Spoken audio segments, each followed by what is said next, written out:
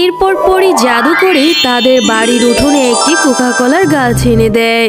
বোন বোন দেখ, আমাদের বাড়ির উঠোনে কত বড় একটা কোকা কোলার গাছ হয়েছে। ওমা, তুমি বোনকে সাথে করে নিয়ে কোথায় যাচ্ছ? আমাকেও তোমাদের সঙ্গে করে নিয়ে যাও না। না রে মিনা, আমি একটু রিমাকে নিয়ে বাজারে যাচ্ছি। আমার একটু কেনাকাটা বাকি আছে, আর রিমার কিছু প্রয়োজনীয় কাপড় চোপড় কিনতে হবে, তাই তো আমি রিমাকে সাথে করে নিয়ে যাচ্ছি। মা, তোমাদের সাথে করে আমাকেও নিয়ে যাও না। আমার যে জামাটা অনেক পুরনো হয়ে গিয়েছে, আমারও যে একটা নতুন জামা কিনে দিলে খুব ভালো হতো। আমিও তোমাদের সঙ্গে যাব মা, আর তোমাদের সঙ্গে গেলে আমার অনেক ভালো লাগবে। আমাকে নিয়ে যাও না মা। আরে মিনা, আমরা কি বেড়াতে যাব নাকি যে তোকে ওখানে নিয়ে যাব? ওখানে কি ঘোরার জায়গা? হ্যাঁ, আর আমার মেয়েটার শরীরটা এমনিই অসুস্থ, একটু বাহিরে গেলে ভালো লাগতে পারে, তাই তো নিয়ে যাচ্ছি। এত ঝামেলা আমি পছন্দ করি না। তুই বাড়িতে আছিস, বাড়ির সমস্ত কাজগুলো করে রাখবি, কেমন? কই মা, আমার জামা কাপড়গুলো যে বড্ড ময়লা হয়ে গিয়েছে, অনেক পুরনো। থাক মা, লাগবে না, তুমি বোনকেই নিয়ে যাও। মিনা, অনেক কথা বলা শিখে গিয়েছিস, বড্ড পার বেড়েছে তোর।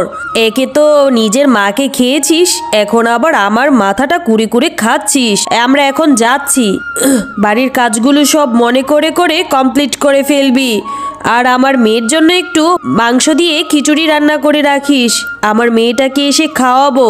এই কথা বলে ঝুমা শিয়ালিনী তার মেয়েকে নিয়ে বাজারে চলে যায়। কি রে মিনা, এখনো তোর রান্না শেষ হয়নি? একটুখানি গোস্ত দিয়ে খিচুড়ি রাঁধতে এতক্ষণ সময় লাগে? এইদিকে আমি বাজার করে কাপড় চোপড় কেনাকাটা করে বাড়িতে ফিরে আসলাম, আর তোর কিনা এখনো রান্না শেষ হয়নি? এই তো মা, হয়ে গিয়েছে। শুধু রান্না কোথায় করলাম মা, বাড়িতে যে আরো কাপড় চোপড় ছিল, থালা বাসন ছিল, ঘর ঝাড়ু দেওয়া বাকি ছিল, সব কিছু গুছিয়ে তারপর রান্না করতে এসেছি, তাই তো দেরি হয়ে গেল। তুমি যাও, আমার রান্না হলে আমি বোনকে ডেকে একসঙ্গে আমরা মজা করে খিচুড়ি খাবো।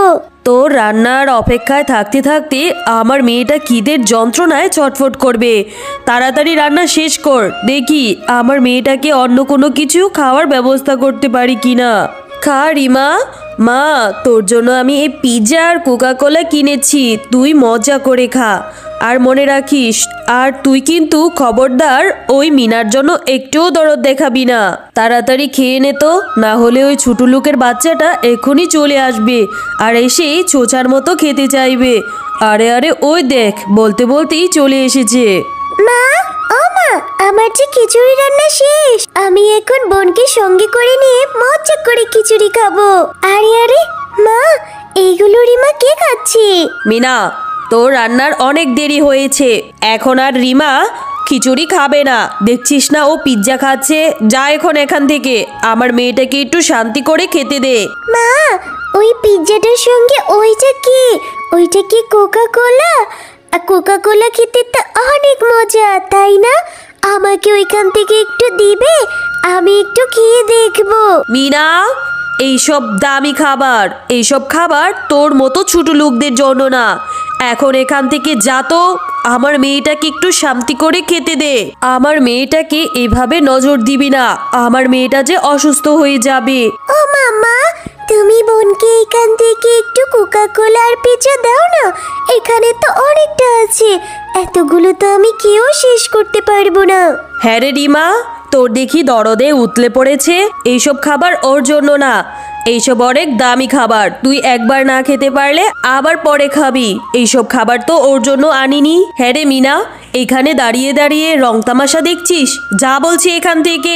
মা, তুমি রিমাকে কত আদর করো, আমাকে একটু ভালোবাসো না, সারাক্ষণ শুধু আমাকে দিয়ে কাজ করাও। আমার মা বেঁচে নেই বলে তুমি আমাকে এত অবহেলা করছো কেন? মা, আমাকে তো একটু রিমার মতো আদরও করতে পারো। আমার মা বেঁচে নেই বলে আমার সৎ মা আমার সঙ্গে কত খারাপ ব্যবহার করে, আমাকে কিছু ভালো মন্দ খেতেও দেয় না। আমার জামাগুলো কত পুরনো হয়ে গিয়েছে, তাও কাপড় চোপড় কিনে দেয় না। মা, তুমি আমাকে ছেড়ে কেন চলে গেলে?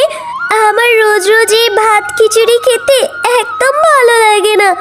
আমারও তো একটু কোকা কোলা খেতে ইচ্ছে করে। আরে মিনা, এখনো তোর খাবার শেষ হয়নি। তাড়াতাড়ি খেয়ে বাঘিনী মামির দোকান থেকে সদাই পাতি নিয়ে আয়। আমি ওই দোকানে যে লিস্টে রেখে এসেছি। এই তো মা, আমার খাবার প্রায় শেষ হয়ে গেছে। আমি খাবারটা শেষ করে তারপরে বাঘিনী কাকির দোকানে যাব। বাঘিনী মামি, মা নাকি তোমার কাছে বাজারের লিস্ট বুঝিয়ে দিয়ে গেছে। দাও, ওই লিস্ট অনুযায়ী আমাকে বাজারগুলো বুঝিয়ে দাও। হ্যাঁ রে মিনা, আমি তোর বাজারগুলো বুঝিয়ে রেখেছি। এই নে, এই তোর বাজার। হ্যাঁ রে মিনা, এভাবে এতগুলো বাজার বয়ে নিতে তোর কি কষ্ট হয় না? আর যখন ঝুমা শিয়ালি নিয়ে আসে, ও তো নিজেই এইসব বাজারগুলো নিয়ে যেতে পারে। অযথা তোর মতো এত ছোট বাচ্চাকে দিয়ে কেন যে এই কাজগুলো করায় আল্লাহই ভালো জানে। হ্যাঁ মামি, আমারও রোজ রোজ এতগুলো বাজার বয়ে নিতে একদম ভালো লাগে না, অনেক কষ্ট হয়। কিন্তু কি করব বলো, এইসব বাজার না নিয়ে গেলে, মায়ের কথা মতো না চললে তো মা আমাকে মারবে। আচ্ছা মামি, তোমার দোকানের ওই কোকাগুলো কত টাকা করে বলো তো? হ্যাঁ রে মিনা, তুই ওই কোকা কোলার দাম জেনে কি করবি? আর তোর কাছে তো কোনো টাকা নেই, শুধু শুধু দাম জেনে তোর কি লাভ বল তো? দুবেলা দুমুঠো ভাত খেতেই পাস না, তার উপর আবার কোকা কোলা কিভাবে কিনে খাবি? হ্যাঁ মামি, এমনিই জিজ্ঞেস করলাম। আসলে কোকা কোলা না আমার খুব খেতে ইচ্ছে করেছে। যদি একটু খেতে পারতাম তাহলে খুব ভালো হতো। হ্যাঁ রে মিনা, তোর মা বেঁচে থাকতে অনেক ভালো মনের মানুষ ছিল। এই নে, আমি তোকে কোকা কোলাটা এমনিতেই দিয়ে দিলাম, তুই খেয়ে নিস। হ্যাঁ রে মিনা, তোর বাজার করতে এতক্ষণ সময় লাগলো, এত দেরি করলি কেন বল তো? আমার কি আর কোনো কাজ কাম নেই? তোর বাজারের আশায় বসে থেকে কি দিন পার করব নাকি? হ্যাঁ, আর সঙ্গে করে এটা কি নিয়ে এসেছিস? এ তো দেখছি কোকা কোলা। মা, এই কোকা কোলাটা বাঘিনী মামি আমাকে ফ্রিতে দিয়েছে। আমি যখন কোকা কোলাটা খেতে চেয়েছিলাম তখন বাঘিনী মামি আমাকে বলেছে এইটার দাম দিতে হবে না। বাবা, কি সুন্দর সাজিয়ে গুছিয়ে মিথ্যে বলা শিখে গিয়েছিস। নিশ্চয়ই আমার ঘর থেকে টাকা চুরি করে নিয়ে তারপর কোকা কোলা কিনে এনেছিস। না হলে বাঘিনী ভাবি তোকে ফ্রিতেই কোকা কোলা দিয়ে দিবে? তুই বলবি আর আমার বিশ্বাস করতে হবে? না মা, আমি সত্যি বলছি, কোনো মিথ্যে বলছি না। এই কোকা কোলাটা বাঘিনী মামি আমাকে ফ্রিতে দিয়েছে। তুমি চাইলে বাঘিনী মামির কাছে জিজ্ঞেস করতে পারো। হ্যাঁ হ্যাঁ, দুধ কলা দিয়ে এতদিন আমি কাল সাপ পুষেছি। তোর মা যে কেন আমার ঘাড়ে চাপিয়ে চলে গেল, তোকে নিয়ে দুনিয়া থেকে বিদায় হলে আমি আরো খুশি হতাম। আর এই কোকা কোলাটা যদি তুই আজকে খেয়েছিস, এমন মারবো একদম ঠ্যাং ভেঙে দেব, বলে দিলুম। ভালোই ভালোই সত্যিটা স্বীকার কর। বোন, তুমি এভাবে বসে বসে কাঁদছো কেন? এই কোকা কোলাটা তুমি খেয়ে নাও। এই কোকা কোলা খেতে যে খুব মজা। না রে বোন, এই কোকা কোলাটা আমি খেতে পারবো না। মা তাহলে আমাকে বাড়ি থেকে বের করে দেবে। আচ্ছা আপু, চলো আমরা এই কোকা কোলার বোতলটা আমাদের বাড়ির উঠোনে পুঁতে রাখি। যখন মা কোকা কোলার কথা ভুলে যাবে তখন তুমি আর আমি এখান থেকে উঠিয়ে মজা করে খেয়ে নেব। হ্যাঁ রে বোন, তুই ঠিকই বলেছিস, চল আমরা এটাই করি তাহলে। এরপর তারা দুই বোন সেই কোকা কোলার বোতলটা মাটির নিচে পুঁতে রাখে।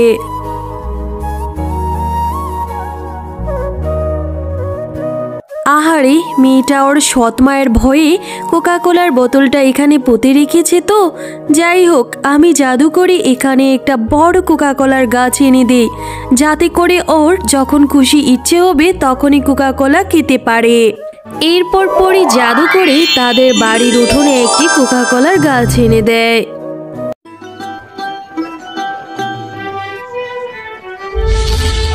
বোন বোন, দেখ আমাদের বাড়ির উঠোনে কত বড় একটা কোকা কোলার গাছ হয়েছে।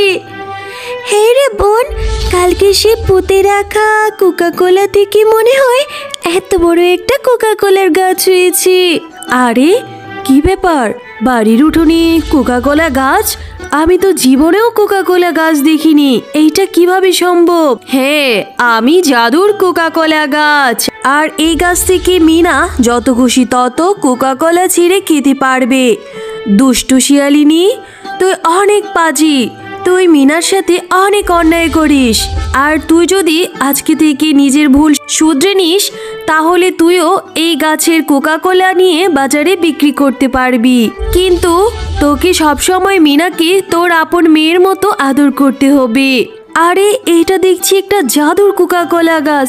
ঠিক আছে কোকা কোলা গাছ, আমি এখন থেকে মিনাকে আমার নিজের মেয়ের মতো আদর করব। আর এই গাছ থেকে কোকা কোলা নিয়ে বাজারে বিক্রি করে আমাদের সংসারটা খুব ভালো মতো কেটে যাবে। হ্যালো বন্ধুরা, গল্পটি ভালো লেগে থাকলে চ্যানেলটি সাবস্ক্রাইব করে দিবেন এবং পাশে থাকা বেল আইকনটিতে প্রেস করে আমাদের পাশেই থাকবেন। ধন্যবাদ।